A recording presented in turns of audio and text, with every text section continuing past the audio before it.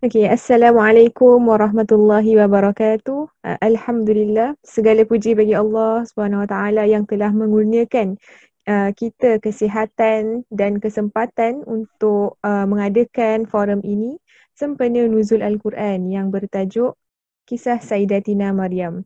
Bersama saya pada hari ini tidak lain dan tidak bukan Al-Fadilah Ustazah Nurul Aizah binti Khamsani.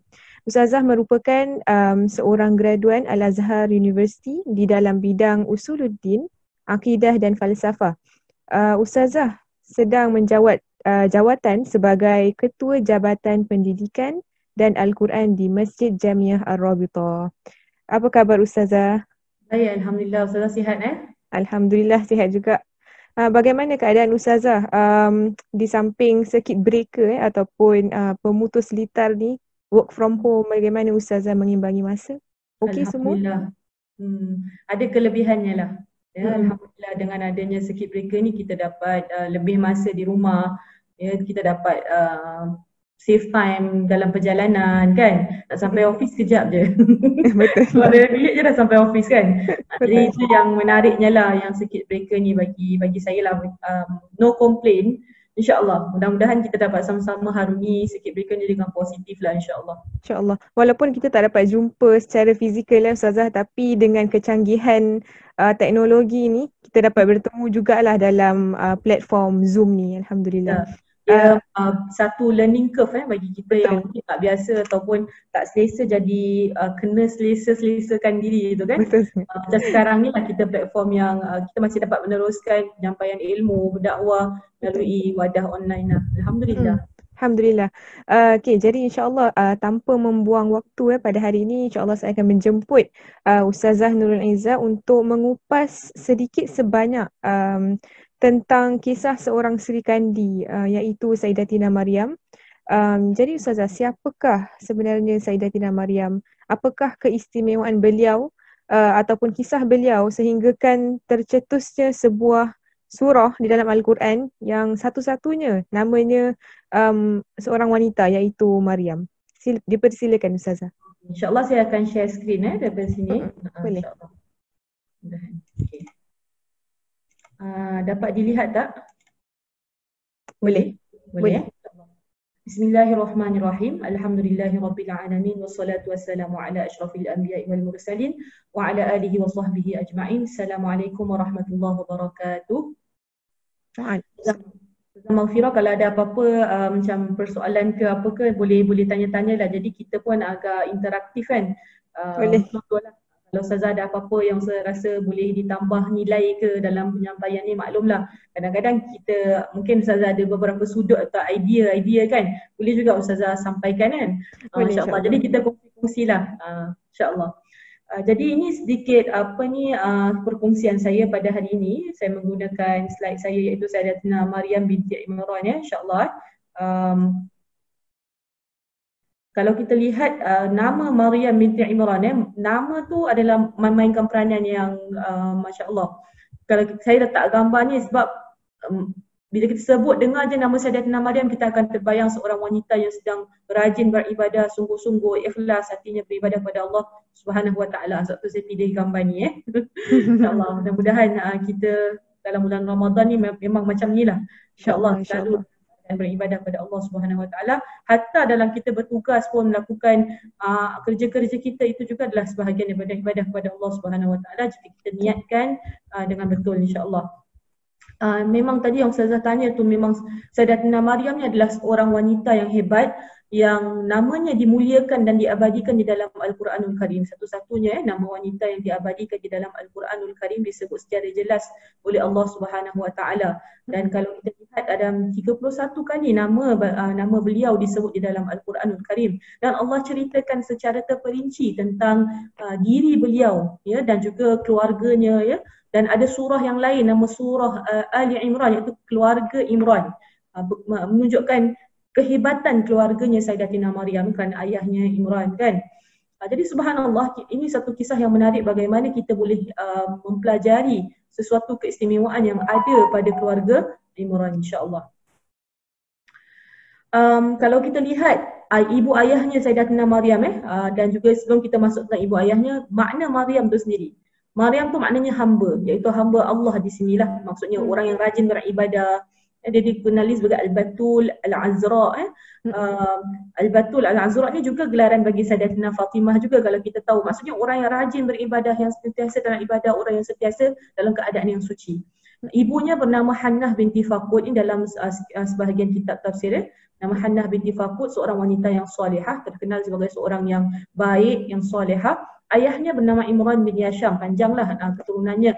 Tapi nasabnya tu sampai kepada Nabi Sulaiman bin Daud alaihi wassalam, daripada rumah yang suci, maknanya Baitun Tahir, rumah yang suci dan baik daripada kalangan Bani Israel. Keluarga yang terkenal dengan kemuliaan dan kebersihan jiwa mereka. Subhanallah. Mudah-mudahan kita sama-sama dikurniakan jiwa yang sebegini. InsyaAllah. InsyaAllah. Disebut tentang keturunan yang berkat ini dalam surah Ali Imran, ada disebut tentang Nabi Adam alaihissalam, Nabi Nuh, Nabi Ibrahim, Nabi Daud dan keluarga Imran. Ini disebut sebagai keluarga-keluarga yang berkat, keturunan yang berkat. Mudah-mudahan keturunan kita pun berkat macam keturunan mereka. Jadi ada keturunan ni ada kait mengait antara satu sama lain. Jadi ini yang kita naklah dalam keluarga kita. Kemudian selain daripada ibu ayahnya tadi, ada cerita lagi satu, sebab ni ada kaitan nanti bila kita cerita pasal Sayyidatina Maryam ni. Ada Hannah ni ada seorang saudara perempuan. Hannah tu ibu kepada Sayyidatina Maryam, ada seorang saudara perempuan. Saudara perempuan ni suaminya adalah Nabi Zakaria alaihissalam. Jadi maknanya Nabi Zakaria ni dia ada kaitan dengan Sayyidatina Maryam. Okey, Nabi Zakaria ni dia pakcik kepada Sayyidatina Maryam. Subhanallah, ni kenapa gambar burung ni? Kan, saya bukan pilih gambar pasal cute-cute lah, tapi pasal ada sebab ni. Pasal Hannah ni, dia waktu nak mengandung Sayyidatina Maryam ni susah, maksudnya macam lambat nak dapat anak. Ya, lambat nak dapat anak. Sampai satu ketika dia tengok seekor burung memberikan makan kepada anaknya, kan. Jadi hati dia rasa tersentuh melihat suasana tu, kan. Keadaan tu, waktu tu dia berdoa kepada Allah Subhanahu Wa Taala. Itu ceritanya. Subhanallah, dia tengok bagaimana makhluk Allah yang lain sedang berinteraksi dengan anaknya. Datang keinginan tu untuk dapat anak juga. Minta dia pada Allah Subhanahu Wa Taala. Dia berdoa pada Allah Subhanahu Wa Taala. Dan dia punya niat yang sangat murni. Tengok ini kehebatan yang kita boleh lihat dalam ibu Sayyidatina Maryam. Dalam ayat surah Imran, Ali Imran ayat 35. A'udzu billahi minasyaitonir rajim. إذ قالت امرأة عمران رب إني نذرت لك ما في بطني محررا فتقبل مني إنك أنت السميع العليم. صدق الله العظيم. Apabila isteri Imran, disebut Hannah dalam Quran sebagai isteri Imran. Dia berkata, Tuhanku, sesungguhnya aku nazarkan kepadamu anak yang ada dalam kandunganku ini sebagai seorang yang bebas, muharrara, bebas daripada urusan dunia dan khidmat, fokus mata-mata untukmu ya Allah Subhanahu Taala. Dia cakap macam tu, dia nazar pada Allah. Kalau dapat anak ni, kan, dia nak anaknya tu fokus khidmat pada rumah Allah. Di situ juga ada maksud anak lelaki. Sebab apa? Yang fokus ibadah di rumah Allah pada waktu tu semuanya lelaki, bukan perempuan. Jadi kat situ ada maksudnya di situ. Cuma dia tak kisahlah, maksud dia, tujuan dia nak anak dia tu khidmat pada jalan Allah. Cuma pada waktu tu kebiasaannya orang lelaki, bukan orang perempuan. Maka terimalah nazarku, dia minta, dia doa merayu kepada Allah supaya terima nazarnya, sesungguhnya engkau yang maha mendengar lagi maha mengetahui. Ini satu kehebatan niat ibu kepada Sayyidatina Maryam. Satu, dia buat nazar. Jadi nazar dalam Islam ni boleh.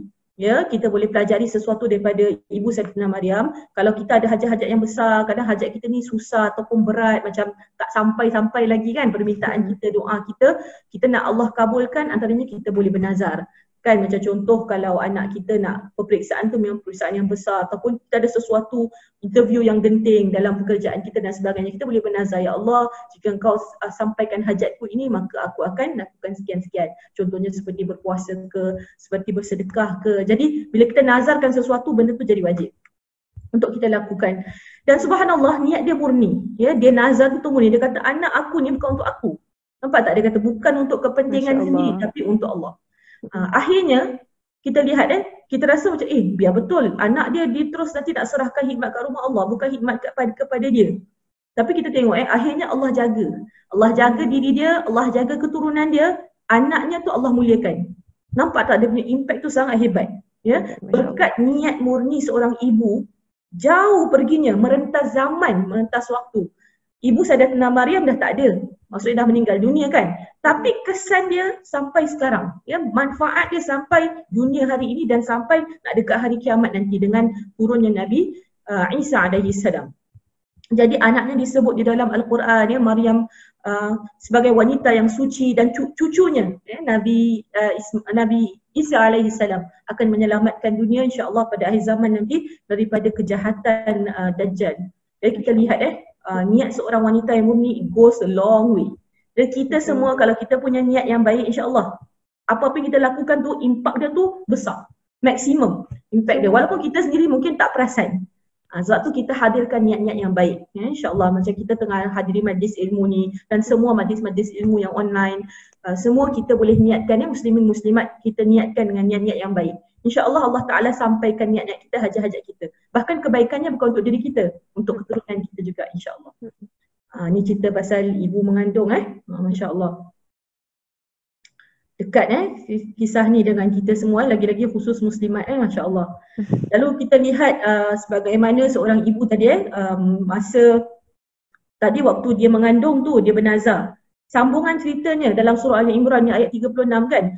أعوذ بالله من الشيطان الرجيم فلما وضعتها قالت رب إني وضعتها أنثى والله أعلم بما وضعت وليس الذكر كالأنثى وإني سميتها مريم وإني أعيذها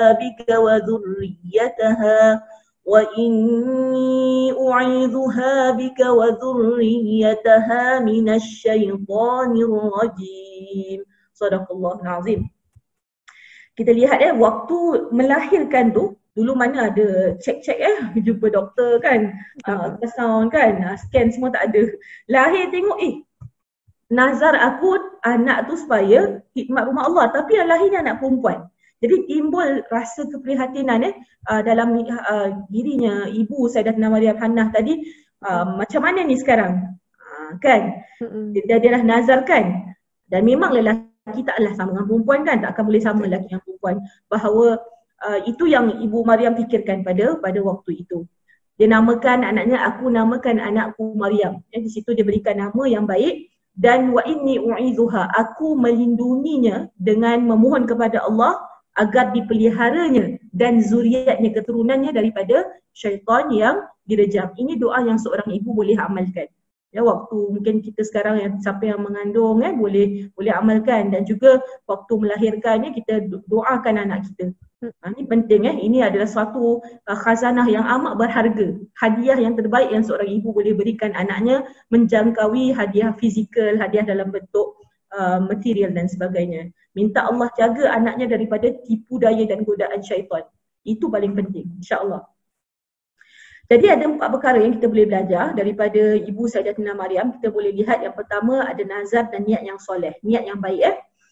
Kedua, mohon doa. Kena banyak berdoa. Ibu-ibu yang mengandung, ibu-ibu yang melahirkan, banyak doa pada Allah Subhanahu Wa Taala. Waktu-waktu tu Allah Taala kabulkan sebab mungkin kesusahan, pengorbanan ibu-ibu tu kan. Jadi waktu-waktu susah tu Allah Ta'ala doa tu senang dimakbulkan. Kemudian memberi nama yang baik buat anak. Tu penting nama macam Ustazah Maghfirah kan. Nama dia Maghfirah. sentiasa mendapat keampunan daripada Allah. Allah Main Allah. tarawih selalu kita dengar maghfiratan wa rahmah. Saya ni kacau Ustazah Maghfirah pula Tak apa. Jadi nama-nama kita ni macam Izzah kan, nama yang baik insya-Allah. Bukan angkat bakul sendiri, mak saya yang namakan saya. Jadi penting kita letak nama yang baik-baik untuk anak kita Jadi ibu ayah muslimin muslimat pastikan nama tu yang sesuai. Jangan nama pelik-pelik, susah-susah. Ya, nama biar yang mudah, biar ada makna yang baik. Itu penting sebab nama tu doa. Nanti hari kiamat anak-anak kita tu dipanggil dengan nama-namanya. Kalau nama dia tak bagus, buat malu dia je nanti lepas hari kiamat Okey. Okeylah, Ustazah, siapa nama anaknya? Salah pula InsyaAllah mudah-mudahan Allah Ta'ala sampaikan InsyaAllah. InsyaAllah. Keempat, minta Allah lindungi zuriatnya daripada syaitan yang terkutuk. Ini penting. Okey. Rasulullah SAW pernah memberitahu dalam sebuah hadis yang maksudnya semua manusia diganggu oleh syaitan pada waktu lahirnya kecuali Nabi Sayyidatina Maryam dan Nabi Isa. Subhanallah. Maksudnya Allah jaga. Sebab apa? Berkat doa ibunya tadi tu. Atau neneknya kepada Nabi Isa. Sebab tu penting doa tadi, amalan kita. InsyaAllah amalan ibu yang mengandung boleh kita sampaikan pada teman-teman kita semua muslimat. Orang lelaki pun kena tahu, boleh sampaikan pada isteri. Tadi dari doa tadilah, dan aku melindungi dia dengan peliharaanmu, demikian juga zuriat keturunannya, wa inni u'idzuha bika wa dzurriyyataha minasyaitonir rajim. Okey, ini sedikit tambahanlah.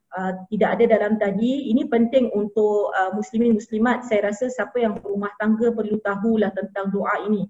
Doa sewaktu suami isteri ingin bersatu, jangan lupa doa Allahumma jannibna syaitan wa jannibis syaitana ma razaqtana. Ini doa yang bermaksud ya Allah, jauhkanlah kami daripada syaitan dan jauhkan syaitan daripada apa yang engkau ingin rezekikan kepada kami. Maknanya kalau pada persatuan antara suami isteri itu ada anak ditakdirkan ada anak, maka Allah jaga anak itu daripada gangguan syaitan. Itu yang maksud hadis Nabi SAW. Jadi ini doa yang penting diamalkan oleh suami isteri. InsyaAllah waktu ingin bersatulah bersama melakukan hubungan intim antara suami isteri. Kemudian kita lihat ini doa tambahan Kalau anak dah lahir, kadang anak kita comel, lawa kan. Maklumlah mak bapak dia lawa ke handsome kan. Jadi kita nak jaga anak kita daripada panahan mata yang tajam ataupun yang berbisa. Ini ada disebut sebagai ain. Ain ada satu penyakit kita tahu. Rasulullah pernah cakap ain ni hak, ain ni perkara yang benar. Dia boleh berlaku kalau orang tengok kita cantiknya kan. Tudung dia cantiknya, muka dia, sekejap lagi muka keluar pimple. Tak pasal-pasal contoh tudungnya cantik, tak cakap Masya Allah, dia itu je cakap cantik, pas kadang jealous tengok kan tudung tu cantik, mungkin daripada dark shawl ke Ustazah. Allah. Jangan Ustazah, koyak nanti. Jadi kalau kita nak memuji cantiknya tudung Ustazah Maghfirah tu kan, Masya Allah. Tak ke mana kan. Contohlah kan, kena cakap Masya Allah. Orang yang memuji tu kena cakap Masya Allah, dan orang yang menerima pujian tu pun cakaplah Masya Allah kalau orang yang cakap tu tak cakap Masya Allah. Jadi ini doa yang boleh diamalkan untuk mengelakkan daripada ain. Ini doa ni dia khusus Rasulullah SAW doakan untuk dua cucunya. U'idhukuma. U'idhukuma. Maksudnya aku memohon perlindungan Allah dengan kalimah-kalimah Allah yang sempurna untuk kamu berdua. Cucunya Hasan dan Sayyidina Husain Rasulullah minta dielakkan daripada kena gangguan. Jadi kalau untuk diri sendiri boleh a'udhu bi kalimatillahi tammati. Untuk orang lain u'idzuka gitu. Jadi kalau simple untuk diri sendiri a'udzu bi kalimatillahi tammati min kulli syaitanin wa hammah wa min kulli ainin lammah. Aku bermohon, kalau a'udzu aku bermohon dengan kalimah-kalimah Allah yang sempurna, at-tammah yang sempurna daripada tiap syaitan, gangguan tiap syaitan, dan hammah binatang yang berbisa, wa min kulli ainin lammah, dan daripada tiap pandangan mata yang ada kejahatan, kedengkian yang tidak baik tu. Jadi ini doa yang baik yang boleh kita amalkan bersama insya-Allah. Selain daripada kalau kita letak gambar-gambar di social media tu, hati-hatilah apa yang kita letak tak perlu share semua perkara sebab takut kena ain. Baca doa juga, amalan tu perlu dilakukan. Okey, saya teruskan dengan muslimin muslimat tentang Silakan. Sayyidatina Maryam tadi, bagaimana lepas ibunya tadi berdoa minta Allah pelihara dia, lalu Allah Ta'ala kabulkan bila Sayyidatina Maryam ni membesar dengan keadaan yang baik. Ini yang berada dalam surah Ali Imran ayat 37. Bagaimana dalam firman-Nya, a'udzubillahi minasyaitonir rajim, fataqabbalaha rabbuha biqabulin hasanin wa anbataha nabatan hasanan وكفلها زكريا كلما دخل عليها زكريا المحراب وجد عندها رزقا قال يا مريم أنى لك هذا قالت هو من عند الله إن الله يرزق من يشاء بغير حساب صدق الله العظيم. Jadi berkat tadi Maryam yang telah dinazarkan oleh ibunya diterima oleh Allah dengan penerimaan yang baik. Maksudnya doa ibunya tu dimakbulkan, dia dibesarkan dengan keadaan yang baik ya, di mana ia diserahkan kepada Nabi Zakaria alaihissalam sebab maknya nazarkan dia untuk berada di dalam rumah ibadah itu. Lalu Nabi Zakaria yang jaga dia sebagai seorang pakcik ya. Tiap kali Nabi Zakaria masuk ya untuk menemui Maryam di mihrab to check on her, keadaan dia bagaimana kan. Nak hantar makanan kan, dia tengok ada buah-buahan di depan Sayyidatina Maryam. Terkejut. Dikatakan buah-buahan ni bukan pada musimnya. Contoh musim panas, yang tak ada tu buah-buahan musim sejuk. Jadi Nabi Zakaria bertanya kepada Maryam, daripada mana datang buah-buah ni? Sebab tak ada orang lain yang boleh masuk dekat kawasan Sayyidatina Maryam, tempat ibadah tu, sebab dia seorang perempuan. Jadi di dalam kawasan yang terjaga dengan rapi oleh Nabi Zakaria alaihissalam. Jadi Nabi Zakaria heran, mana datang buah-buahan ni? Sayyidatina Maryam menjawab, ia adalah daripada Allah. Allah Ta'ala yang berikan rezeki. Buah tu didatangkan oleh Allah Subhanahu Wa Ta'ala. Subhanallah, itu antara kelebihan karamah yang ada pada Sayyidatina Maryam. Karamah ya, satu perkara yang luar biasa yang Allah Ta'ala berikan kepada orang-orang yang soleh, insya-Allah, yang dekat dengan Allah. Lalu Maryam menjawab, ia adalah daripada Allah. Sesungguhnya Allah memberi rezeki kepada siapa yang dia kehendaki tanpa terkira. Subhanallah, ini ayat yang sangat menusuk di hati kita ya, sangat touching lah. Ini ayat ni maknanya kita yakin kalau kita dekat dengan Allah, rezeki tu akan datang. Rezeki tu akan datang daripada pelbagai sumber. Kadang sumber yang kita tak sangka-sangka. Ingat, Allah Ta'ala tu sangat maha pemurah. Ya, tak ada susahnya Allah Ta'ala nak beri rezeki pada kita. Cuma kita usaha je. Allah minta kita gunakan akal kita, gunakan ilmu kita, gunakan tenaga kita, kita kerah, insya-Allah rezeki itu akan datang, insya-Allah. Dan kadang datang mencurah. Ini sekarang tengah hujan, Allahumma sayyiban nafi'ah. Okey. Dan kita lihat ni pas saya move forward agak cepat sikit sebab saya nak masuk pada surah Maryam tu sendiri. Muslimin muslimat, kalau kita lihat secara ringkas dalam surah Ali Imran, sambungan daripada cerita tadi tu, ayat 42 hingga 44, di mana Sayyidatina Maryam digambarkan sebagai wanita yang suci, wanita yang rajin beribadah, bersujud, rukuk, dan Sayyidatina Maryam ni kira orang yang zuhud, yang mulia dan suci. Dan beliau ini suci zahir dan batin. Luarannya baik, dalamnya pun baik. Itu yang kita kehendaki, insya-Allah. Mudah-mudahan kita dikurniakan kesucian sebagaimana dikurniakan kepada Sayyidatina Maryam. Amin. Okey, muslimin muslimat yang saya kasihi, dengan moderator kita, insya-Allah kita akan masuk kepada bagaimana ini. Saya dah fokus sikit kita masuk kepada kisah Sayyidatina Maryam ni sendiri. Di dalam Al-Quran disebutkan kisahnya tu tentang anak bagaimana Allah Ta'ala mengurniakan dia seorang anak tanpa seorang suami. Macam mana ini boleh berlaku, kita katakan? Inilah kuasa Allah Subhanahu Wa Ta'ala. Jadi tadi saya banyak baca ayat-ayat Quran sebab ceritanya panjang. Kalau saya baca satu-satu ayat dengan nak terangkan makna takut tak sempat kan. Jadi saya terus masuk pada makna je. Boleh? InsyaAllah. Boleh, insyaAllah. Dia gini, surah Maryam ni dia ada cerita penurunannya. Ya, penurunan surah Maryam sebagaimana yang saya nukil daripada buku Perempuan yang Baik-Baik dalam Quran oleh Sya'ri Abdul Rahman. Penurunan surah Maryam ni sebenarnya kalau kita lihat adalah lebih kurang pada tahun ke-6 kerasulan Nabi SAW di Makkah.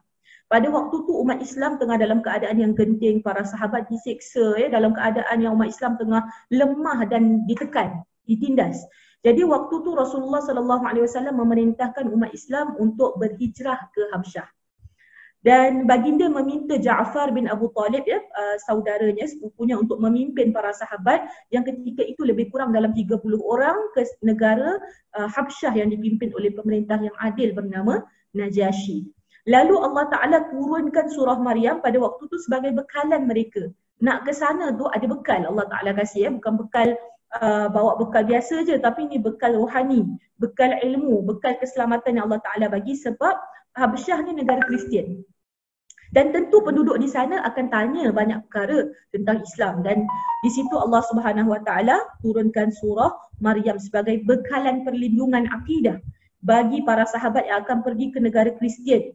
Dan cerita yang Sayyidatina Maryam ni juga wujud dalam kitab Kristian. Subhanallah. Di situ nak menunjukkan Allah nak jaga. Memang pada waktu tu pernah ada attempts, cubaan-cubaan daripada kaum kafir Quraisy pergi ke Habsyah nak bawa balik orang extradite orang-orang Islam daripada Habsyah. Antaranya mereka cari jalan untuk supaya Najasyi ni digoda, dihantar hadiah banyak-banyak supaya kasih orang Islam balik. Dia dalam kisahnya secara ringkas berlaku dialog di antara Raja Najasyi dengan Sayyidina Ja'far, dan antara kisahnya adalah tentang kisah Sayyidatina Maryam. Bagaimana Maryam itu dianggap sebagai wanita yang suci di dalam Al-Quran, dan akhirnya Najasyi rasa sangat tertarik dengan pemberitahuan ilmunya Sayyidina Ja'far, sebagaimana disebutkan dalam Al-Quran, dia kata kitab kamu dengan kitab kami sama, kan? Jadi di situ Najasyi rasa sangat terpanggil untuk jaga, protect umat Islam. Jadi itu hikmah antara sedikitlah penurunan surah Maryam itu sendiri. Dan ceritanya dalam surah Maryam ni dia start daripada ayat 16 tu. Sebelumnya cerita Nabi Zakaria. Cerita Nabi Zakaria dan bagaimana beliau mendapat anak Sayyidina Yahya, subhanallah. Dan memang Allah susun tu cantik. Pasal cerita Sayyidina Zakaria ni yang menariknya, Ustazah, dia dah tua. Sayyidina Zakaria sudah lanjut sangat usianya.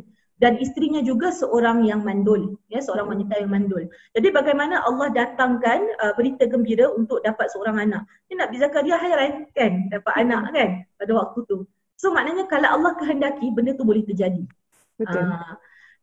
Jadi pada waktu tu Allah Ta'ala bawa cerita bagaimana dua orang yang dah tua dan mandul boleh dapat anak. Kemudian baru Allah datangkan lagi satu kisah, iaitu kisah Maryam. Allah nak kasih cerita yang senang dulu, yang kita boleh digest. Lepas tu baru Allah kasih cerita yang lebih hebat, yang lebih membungkam minda kalau tidak ada iman. Subhanallah. Lalu cerita Sayyidatina Maryam dimulakan, dan sebutkanlah wahai Muhammad mengenai Maryam ketika ia memencilkan diri dari keluarganya di sebuah tempat di sebelah timur. Jadi Sayyidatina Maryam ni dalam ayat 16 ni, Sayyidatina Maryam mengasingkan dirinya daripada keluarga sebab nak fokus pada ibadah. Itu dia.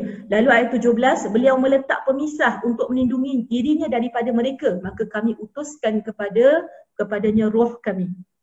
Sebab nak fokus ibadah, Sayyidatina Maryam pada waktu tengah nak fokus tu, datang seorang dalam bentuk seorang lelaki muda yang sempurna. Jibril datang, Sayyidina Jibril. Disebut sebagai ruhina, roh kami. Maksudnya Sayyidina Jibril datang, Allah Ta'ala utuskan sebagai bentuk jelmaan seorang lelaki yang sempurna. Bayangkan pada waktu tu Sayyidatina Maryam terkejut. Dahlah tengah sorang-sorang, kan tiba-tiba timbul seorang lelaki, mana datang ni? Lepas tu lah macam lelaki tu sempurna lah bentuknya kan, handsome, ada rupa Pada waktu tu apa yang berlaku? Tengok Sayyidatina Maryam ni menunjukkan, ayat 18 ni menunjukkan kesucian diri Sayyidatina Maryam. Dia kata apa? Sesungguhnya aku berlindung kepada Allah, disebut sebagai Ar-Rahman, Allah yang Maha Penyayang, daripada gangguanmu jika kamu orang yang bertakwa. Maknanya kata, seolah-olah menjadi kata, kalau kau tak ada apa-apa yang baik, aku nak selamatkan diri aku, kita jaga diri kita, kau keluarlah daripada tempat ni dengan baik. Kan? Jadi dia terkejut bila nampak seorang lelaki berada di situ. Ayat seterusnya, terus lelaki itu berkata, rupanya dia bukan seorang lelaki biasa. Dia berkata bahawa sesungguhnya innama ana rasulu rabbik, aku adalah utusan Tuhanmu untuk menyebabkanmu dikurniakan seorang anak yang suci. Ini ada disebut juga dalam surah Ali Imran ayat 45 hingga ayat 46. Jadi subhanallah, Jadi utusan ni Jibril kata aku ni datang untuk bawa supaya apa? Bawa asbab supaya engkau dapat anak, nak bagi tahu, nak bagi tahu yang Allah Taala akan beri kamu seorang anak. Lalu Sayyidatina Maryam heran, Sayyidatina Maryam tanya, macam mana aku boleh ada anak?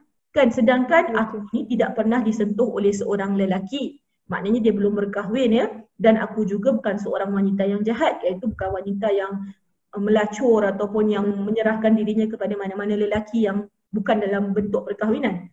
Ya. Jadi soalan Sayyidatina Maryam dalam ayat ke-20 ni, dia bukan maksud Sayyidatina Maryam ni tak percaya dengan Allah tau. Bukan tak percaya kekuasaan Allah. Tapi dia bermaksud nak tahu bagaimana cara Allah nak kasih anak tu. Kan? Jadi adakah nanti dia akan lalui perkahwinan ya, sebagaimana orang wanita-wanita yang biasa yang apabila berumah tangga dikurniakan zuriat, ataupun bagaimana kan, dan tak mungkin dia seorang wanita yang jahat. Itu menunjukkan bukan dia nak sombong ke apa, nak menunjukkan diri dia tu sangat suci, dia tak pernah bergaul dengan mana-mana lelaki pun. Jadi macam mana nak boleh ada anak kan dengan cara yang baik, ataupun na'udzubillah dengan cara yang tak baik. Itu sangat benda yang sangat impossible bagi Sayyidatina Maryam lah kan. Lalu Sayyidina Jibril menjawab, begitulah kehendak Tuhanmu. Qala kadzaliki huwa alayya hayyin. Allah berkehendak begitu dan itu mudah bagi Allah Subhanahu wa taala, amat mudah bagiku. Ya, dan agar ia anak tu menjadi ayah. Ayah ni maksudnya sebagai tanda kekuasaan Allah Subhanahu wa taala. Sengaja Allah nak bagi anak dengan cara begitu supaya menjadi tanda kekuasaan Allah. Allah Taala mampu mencipta makhluk, mencipta manusia ni dalam pelbagai bentuk. Nanti kita akan masuk sikit bab tu. Dan sebagai rahmat daripada kami, rahmatan minna. Dan ini adalah suatu perkara yang telah ditetapkan oleh Allah Subhanahu wa taala. Maknanya memang Allah Taala dah plan ini akan dilakukan. So kita bila sebut pasal penciptaan manusia tadi muslimin muslimat ya, penciptaan manusia ni kalau contoh kita lihat Nabi Adam alaihi salam dengan Sayyidatina Hawa, tanpa ayah dan tanpa ibu ya. Dan Nabi Isa Allah jadikan daripada wanita sahaja. Maknanya ada ibu tanpa ayah. Dan kalau kita semua manusia yang lain ni semua daripada lelaki dan wanita, itu daripada ayah dan ibu. Subhanallah. Jadi itu penciptaan manusia. Allah nak tunjukkan Allah boleh ciptakan dalam pelbagai bentuk. Itu kuasaan Allah Subhanahu wa taala. Lalu pada waktu itu Sayyidatina Maryam dengan izin Allah Subhanahu wa taala pun mengandung. Lalu apabila beliau hamil, beliau memencilkan diri dengan kandungannya itu di sebuah tempat yang jauh. Dikatakan Sayyidatina Maryam ya, dalam Al-Quran disebutkan bila dia start mengandung tu, dia menjauhkan diri, dia memencilkan dirinya daripada keluarganya, daripada kaumnya. Jadi tadi dia dah mencilkan diri untuk ibadah. Sekarang dia pencilkan diri, dia jauh, dia keluar daripada kawasan situ. Dia pergi ke satu tempat yang jauh. Kenapa? Kita tanya kenapa Sayyidatina Maryam buat macam tu? Kerana dia bimbang. Dia takut nanti kaumnya tanya macam-macam soalan. Kan? Betul. Jadi nanti jadi stres, jadi susah kan? Soal mana suami, macam mana boleh hamil kan? Jadi dia nak tenang, dia tak nak soalan-soalan ni orang tanya pada dia pada waktu tu. Dan di mana tempat yang jauh tu? Tempat yang jauh tu disebut dalam surah Al-Mu'minun dan kami jadikan Nabi Isa ibnu Maryam serta ibunya sebagai tanda dan kami telah menempat keduanya di tanah yang tinggi, kawasan yang baik tempat tinggal yang ada tanaman dan mata air yang mengalir. Subhanallah.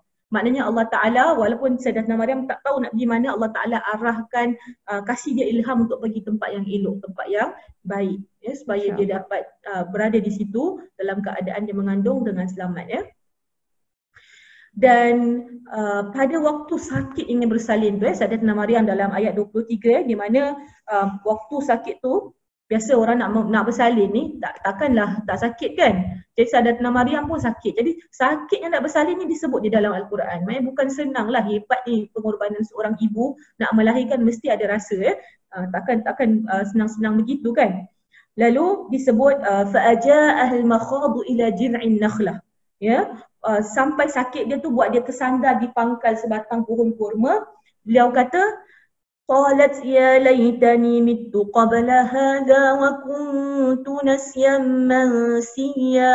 Alangkah baiknya jika aku mati sebelum ini dan menjadikan aku sesuatu yang dilupakan orang dan tidak dikenang-kenang. Dia kata, kenapa Sayyidatina Maryam cakap macam ini? Dia kan wanita yang dekat dengan Allah Subhanahu Wa Taala. Ya, satu dia dalam keadaan fizikal, dalam kesakitan nak melahirkan. Tapi bukan itu sahaja. Sayyidatina Maryam cakap macam ni sebab dia takut nanti bila anak tu lahir, dia terfikir apa kaum dia akan cakap tentang dia. Dia takut fitnah tu. Fitnah yang akan berlaku pada mereka. Diri dia tahu Allah Ta'ala yang kurniakan dia benda ni kan. Tapi ujian tu akan menimpa kaum dia di mana mereka akan memberikan dia tuduhan-tuduhan. Fitnah yang tak betul. Kan, jadi dia takut kaumnya terfitnah dari sudut agama. Jadi dia rasa takut tu, itu yang menyebabkan dia kata nasyam mansiya. Alangkah baiknya kalau aku dilupakan. Tak ada apa-apa yang berlaku pada diri aku. Kalau aku dah mati tak ada apa-apa gitu kan. Jadi itu maksud dia. Bukan dia berputus asa daripada rahmat Allah Subhanahu Wa Taala. Tu kita kena faham jadi bukan dia nak bunuh diri ke apa, tak ada macam tu. Okey.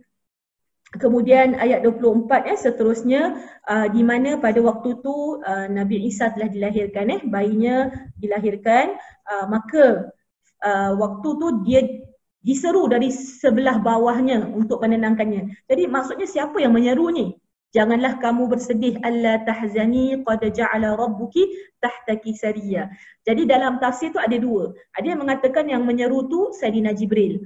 Ada yang mengatakan yang kedua Sayyidina Jibril tak ada di situ, tapi anaknya Isa AS tu Allah Ta'ala berikan dia kelebihan tu, antara waktu tu Nabi Isa boleh bercakap. Bercakap untuk kasih tenangkan hati ibunya. Janganlah kamu bersedih, sesungguhnya Tuhanmu telah menjadikan di bawahmu sebatang anak sungai. Subhanallah, kawasan tu tiba-tiba di tepinya tu ada anak sungai. Subhanallah, itu antara kelebihan Nabi Isa dan juga ibunya, karamahnya.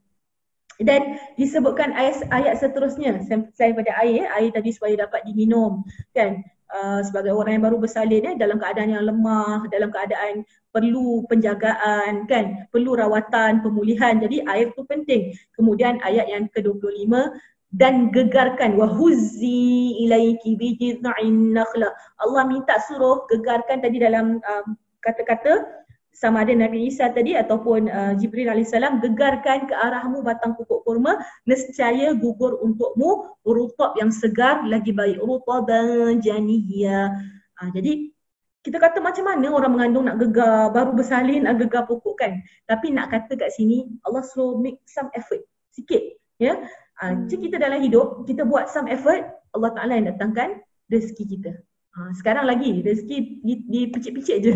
Rezeki datang tu tekan-tekan sampai Grab, tekan-tekan datang makanan, contohlah kan. Tapi itu bukan mukjizat lah kan. Ini teknologi kelebihan kecanggihan teknologi, sama lah gitu kan. Ini level lain lah.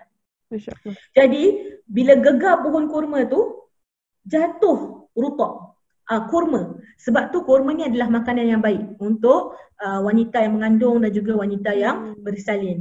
Subhanallah. Jadi ini boleh jadikan amalan dan dikatakan pohon ni asalnya dia kering, dia tak ada apa-apa. Tapi dengan izin Allah, waktu Sayyidatina Maryam goyangkan tu, goncangkan tu, ada jatuh rutab tu. Subhanallah. Itu antara karamah, kelebihan yang Allah Ta'ala beri kepada hambanya yang suci, hambanya yang dekat diri pada Allah, Sayyidatina Maryam. Begitu juga untuk anaknya. Lalu ayat 26, Allah Subhanahu Wa Ta'ala suruh makan fakuli washrabi wa qarri 'aina, maka makanlah dan minumlah dan hiburkan hatimu, tenangkan hatimu wahai Maryam. Maknanya Sayyidatina Maryam bila nampak anaknya lahir tu datang rasa happy tengok baby tu, walaupun tadi dia dalam keadaan yang stres yang sedih sikit pasal fikir pasal kaumnya kan. Kemudian Allah Ta'ala kasih jalan keluar kan. Kalau kamu nampak seorang manusia, maknanya nanti anaknya ni Allah Ta'ala isyaratkan kena bawa balik pada kaum kan. Kalau ada orang yang nampak, maka kamu katakan atau isyaratkan kepadanya, sesungguhnya aku bernazar kepada Ar-Rahman iaitu Allah untuk berpuasa. Pada waktu tu syariat berpuasa bukan sekadar menahan diri daripada makan, tapi menahan diri daripada bercakap. Macam kita ni agak-agak kalau Allah kasih syariat macam tu, habis semua kita tak ada bercakap, dan puasa, diam je lah. Kan? Jadi syariat pada waktu tu. berpuasa maka aku tidak akan berbual. Jadi maksud puasa kat sini tak boleh berbual. Jadi kau nampak orang syarat je tak boleh berbual dengan sesiapa pun pasal aku berpuasa. Itu memang menjadi syariat pada waktu itu. Kemudian ayat seterusnya, ayat 27, waktu Sayyidatina Maryam dah melalui proses pemulihan, dah bersih dalam daripada nifas. Pada waktu tu Sayyidatina Maryam bersedia untuk bawa balik. فأتت به قومها تحمله قالوا يا مريم لقد جئت شيئا فريا. Kemudian beliau balik pada kaum nampak baby, kaum Nabi Sayyidatina Maryam, dia kata, wahai Maryam, apa yang kamu dah lakukan ni perbuatan kesalahan yang besar. Kita kata tanyalah dulu kan. Diorang terus cakap itu yang tadi.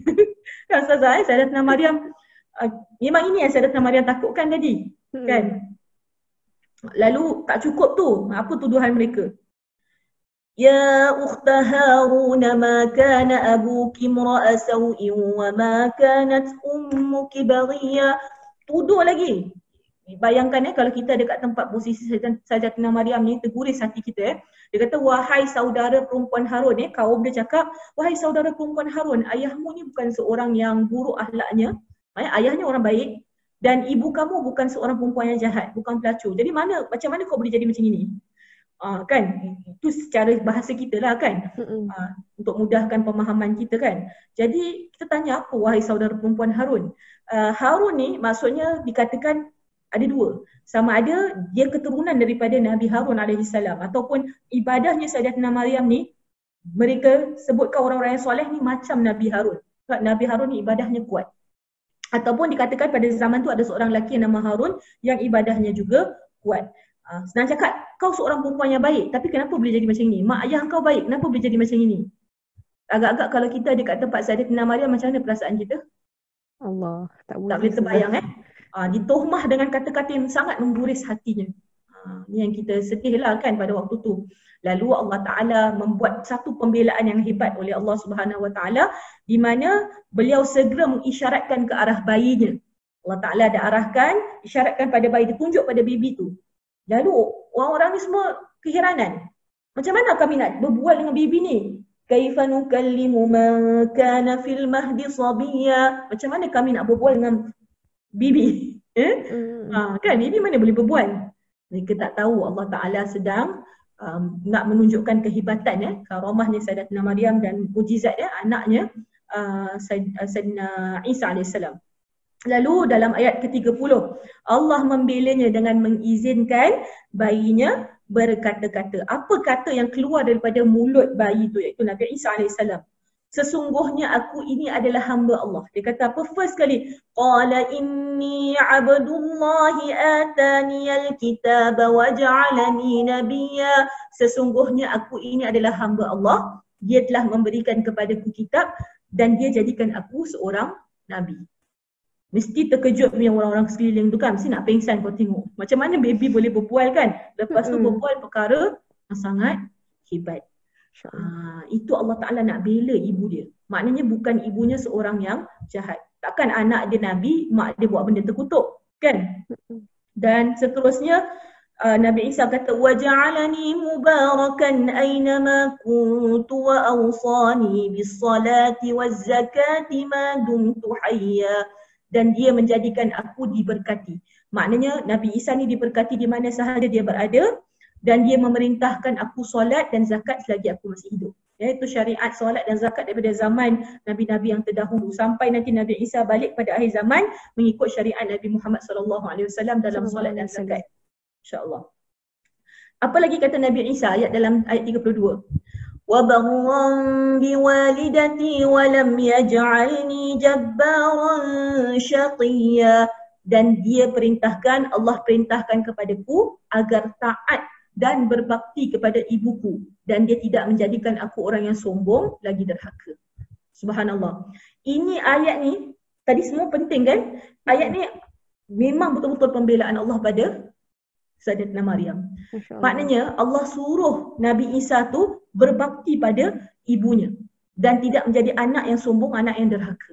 Ini juga untuk kita sebagai anak-anak supaya kita jadi anak yang berbakti, anak yang tidak sombong, tidak menyusahkan mak ayah kita, tidak membuatkan hati mereka terguris, sakit kerana kita. Jadi kat sini nak menunjukkan bahawa Sayyidatina Maryam tidak melakukan perbuatan yang terkutuk. Kalau maknya buat zina, takkan Allah Ta'ala suruh dia buat baik macam ni sampai ke tahap ni, kan? Berbakti kepada ibuku, ya? Subhanallah. Jadi ini suatu pembelaan yang nyata daripada Allah Subhanahu Wa Ta'ala buat Sayyidatina Maryam. Itu yang membuatkan hati Sayyidatina Maryam jadi tenang dan masyarakat yang sekeliling tu jadi terbungkam, terdiam. Dan akhir itu Nabi Isa alaihi salam kata wassalamu alayya yawma wulidtu wa yawma yamutu wa yawma amutu wa yawma ub'atsu hayya wassalamu alayya yawma wulidtu wa yawma amutu wa yawma ub'atsu hayya. Dan salam sejahtera buat diriku pada hari aku dilahirkan, pada hari aku mati dan pada hari aku dibangkitkan. Ini adalah kelebihan yang Allah Ta'ala bagi kepada Nabi Isa alaihi salam. Waktu lahir syaitan tak ganggu, ya. Dan waktu aku mati, di sini satu isyarat, dia tak sebut waktu aku dibunuh. Jadi maknanya Nabi Isa itu tidak dibunuh. Kematiannya bukan kematian dibunuh. Jadi siapa yang mengatakan Nabi Isa mati terbunuh, maka itu adalah pandangan yang tidak betul. Disebut oleh Allah SWT.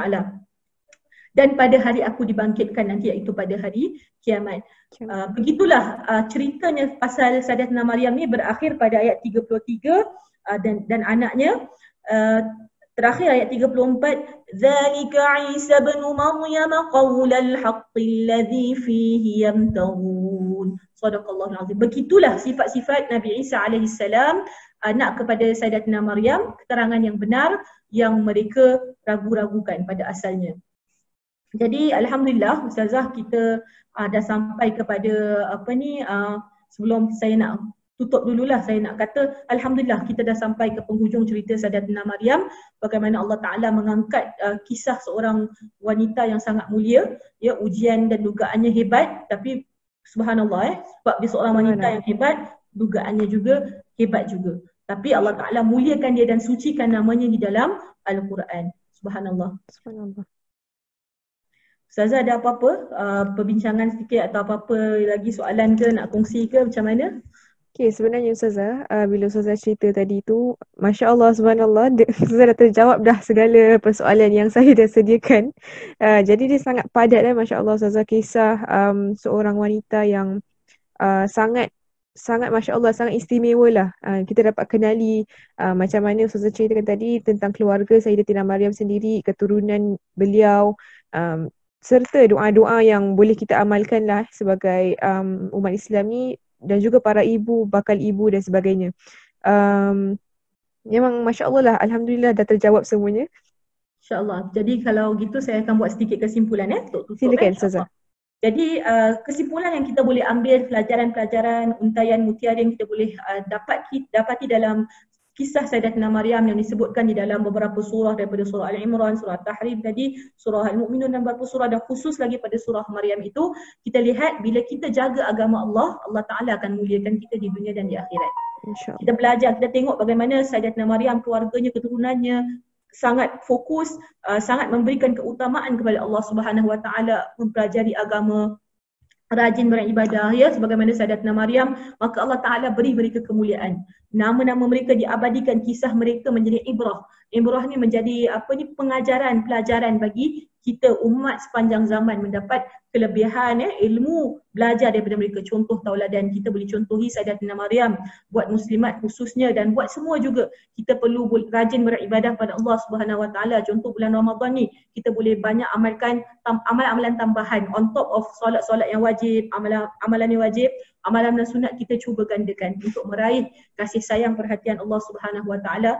Kita pelajari agama macam hari ni, alhamdulillah kita dengan Ustazah Maghfirah sama-sama dengan Masjid Kampung Siglap, kita pelajari agama. Mudah-mudahan kita faham apa yang ada di dalam Al-Quranul Karim. Kita jaga diri kita jaga kesucian diri kita, elakkan daripada perbuatan berzina, perbuatan yang terkutuk, ya, dan kita kuat pergantungan kita kepada Allah Subhanahu Wa Ta'ala. Bagaimana Sayyidatina Maryam, ibunya sangat kuat pergantungannya kepada Allah Subhanahu Wa Ta'ala. Dan ujian bukanlah bererti Allah menurunkan darjat. Macam tadi kan Sayyidatina Maryam diuji bukan bererti darjatnya turun, malah Allah ingin mengangkat dan memuliakannya. Jadi tidak semua ujian itu yang menjatuhkan kita, tetapi kerana ujian tu kita akan kembali semula, naik semula, kita akan dimuliakan oleh Allah Subhanahu wa taala. InsyaAllah. Dan sedikit penutup, penghulu wanita syurga Rasulullah SAW sebut pernah dalam sabdanya sebaik-baik wanita dunia tu ada 4 orang. Maryam binti Imran, Asiyah binti Mahazim isteri Fir'aun, Khadijah binti Khuwailid dan Fatimah binti Muhammad ya sallallahu alaihi wasallam. Ini contoh ikutan 4 wanita yang terhebat menjadi penghulu wanita di dalam syurga. Mudah-mudahan kita dapat berada di titian sirat nanti di belakang mereka bersama-sama dengan mereka insya-Allah, dikumpulkan bersama mereka di dalam jannah. Amin ya rabbal alamin. Ini suka-suka saja nak menunjukkan gambar wanita solehah. Okey. Ya, tadi ada satu lagi hadis baik-baik wanita syurga ialah Maryam binti Imran dan Khadijah binti Khuwailid iaitu isteri Rasulullah sallallahu alaihi wasallam dalam riwayat Al-Bukhari dan Muslim.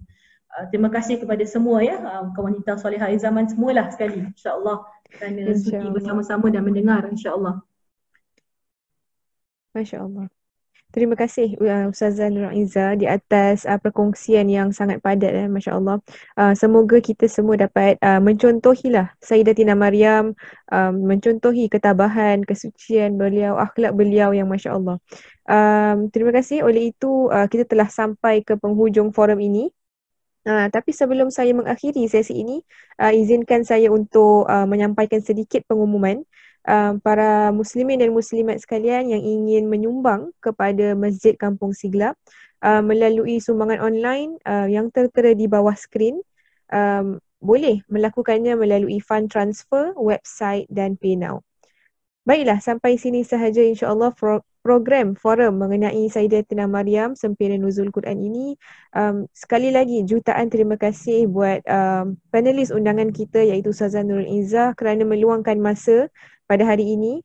Moga-moga Allah Subhanahu Wa Taala merahmati kita semua di bulan Ramadan yang mulia dan mengumpulkan kita sekali lagi di lain masa, kalau tidak pun moga-moga di syurga insya-Allah. Sekian, Assalamualaikum warahmatullahi wabarakatuh. Waalaikumsalam warahmatullahi wabarakatuh. Terima kasih kepada Ustazah Maghfirah dan juga Masjid Kampung Siglap. InsyaAllah kita jumpa lagi dalam waktu. Assalamualaikum warahmatullahi wabarakatuh.